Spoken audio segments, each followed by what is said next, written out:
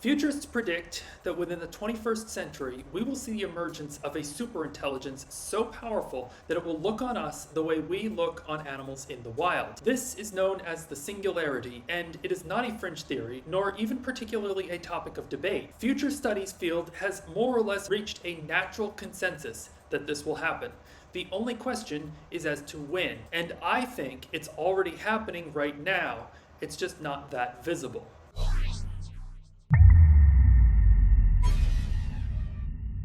Hello and welcome.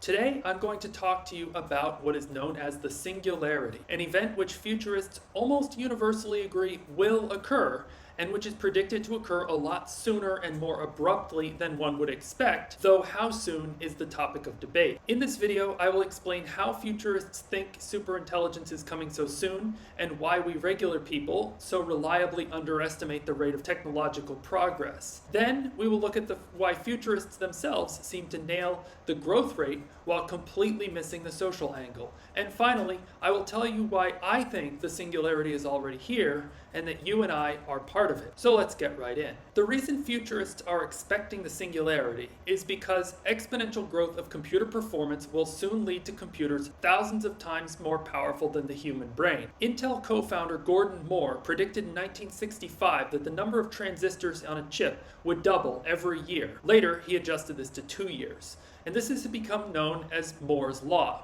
When Moore proposed this idea, the semiconductor field was wide open to advancement, and the law made logical sense. But in about 2005, the industry started to hit the physical limits of the technology. Once you get to the scale of the atom or the photon, you cannot go any smaller. And at this time, many began pronouncing Moore's Law to be dead. But what happened next was a bit miraculous.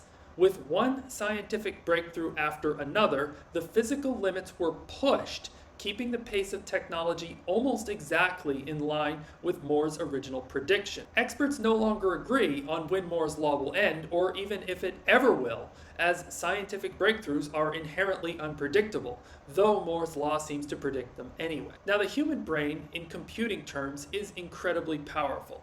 Futurist Ray Kurzweil estimated the total power using a number of different techniques and was able to repeatedly come in the ballpark of roughly 10 quadrillion transactions per second. For reference, Japan's Fugaku supercomputer, the most powerful in the world, has reached 100 to 200 times this number, but it consumes 30 million watts of power doing it. The brain uses roughly 10 watts, similar to Apple's M1 chip. But if circuits continue shrinking with Moore's Law, we should see parity in the next 40 years. And when a simple 10-watt device reaches 100 times the power of the human brain, the great supercomputers of the world will be approaching the power of every brain on Earth. So by the cold hard numbers, we seem to be rapidly approaching a time when we face a godlike intelligence so powerful that we mere mortals have no hope of survival other than trying to look cute. And while this probably seems like a distant concern of future generations, experience shows that these types of things happen sooner than we usually expect. We humans are known to be quite bad at predicting the evolution of technology. Not only because exponential growth plays tricks on the mind, but also because we have little hope of comprehending the future, as we're mostly unable to even fully appreciate the present. Exponential growth is tricky. We typically think about exponential as something growing really, really fast, but actually exponential growth happens two ways. Gradually, then suddenly. So when we see exponential growth, we tend to ignore it because it seems to be practically standing still. But just about the time that we forget about it, it seemingly kicks into hyperdrive, leaving everything else in the dust. Consider the movie Back to the Future. It came out in 1985, and the past in that film took place in 1955. When Michael J. Fox went back to 1955, he was caught off guard by the newness of TVs, the prices of soda, and variations of music and speech. But if the movie were made in 2022 and went back to 1992, it would be going back to a world without cell phones, laptops, social media, or streaming, a world where the internet was a research network between universities, and a world where the average person's access to technology was their TV and their telephone. This radical transformation is something we can see looking back, but it's not something we ever really felt as it was happening.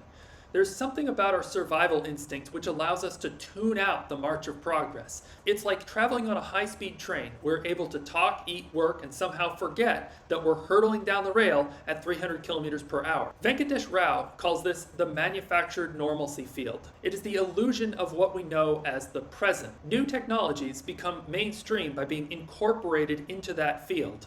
Consider wearable computing, for instance. In the late 90s and early aughts, this was all the rage with science fiction authors and futurist fashion designers. But it was not until it had become normalized through the metaphor of the smartwatch that people began to actually use it.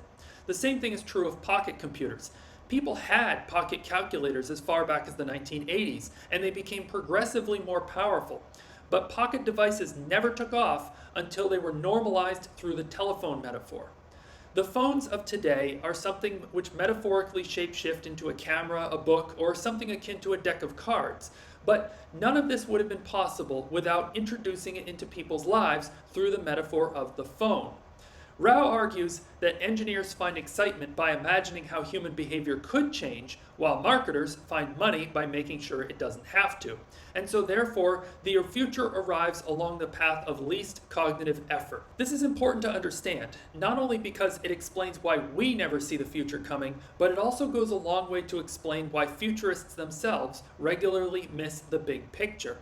Futurists, science fiction authors, and the people who buy their books love to imagine advanced civilizations in the sky, like the Jetsons, or dystopian hellscapes like 1984, when the reality is far more likely to be a mime of the world we live in today, just with different technologies and different people. To put this in perspective, you might think about the Jetsons. The Jetsons was a TV show launched in 1962 and imagined a futuristic family. And the Jetsons got a lot right. They had teleconferencing, screens worn on the wrist, and information that could be accessed at the touch of a button. But they also got a lot wrong. They envisioned flying cars which would fit in a briefcase, yet couldn't imagine autonomous cars or GPS navigation. They imagined a machine to make food at the touch of a button, but they missed the idea that you might press the button to have the food delivered by a local restaurant. And what is absolutely striking is their vision of future society. Now, the Jetsons wasn't really trying to predict the future, so holding it to that standard is a bit of a straw man. But the abject failure of the Jetsons to envision any change of society from the 1950s suburban family unit is a reflection of the overall poverty of futurism in the face of social questions. We live in a world today where almost everyone carries around a device by which the government can track them. Yet with such a device, people can communicate via mathematically scrambled messages which even the police cannot decipher. This idea would have been quite unlikely by the standards of 1962. But if encrypted messages would be unlikely, money that exists beyond the power of any government falls entirely outside the realm of 1962 reality. From the perspective of a person of the 1960s, our present is a closer approximation to The Hobbit than to the Jetsons. We aren't normal people living in a futuristic world. We are futuristic people living in a world filled with magic. We have enchanted artifacts, reclusive wizards, and strange spells which take ages to master, but once complete, can literally reshape society. Arthur C. Clarke famously quipped that any sufficiently advanced technology is indistinguishable from magic. But the advent of portable software has added a whole new dimension to this statement because there is literally no better metaphor for software than magic. If you took a person from 2,000 years ago and you showed them an automobile or an airplane, they might think it was magic, but on close inspection, they would at least have the basis to form an understanding of it. But take Alexa, a talking rock whose behavior is determined by this data sent into it. This is actual magic. There is just no better way to describe it. We live in a world where witches and wizards cast intricate spells to enchant magical crystals, silicon of course. A world where technology came right on schedule, but the applications took an entirely different path. And a world where things changed far less, but also far more than futurists had predicted. William Gibson once said, "The future is already here, it's just not very evenly distributed."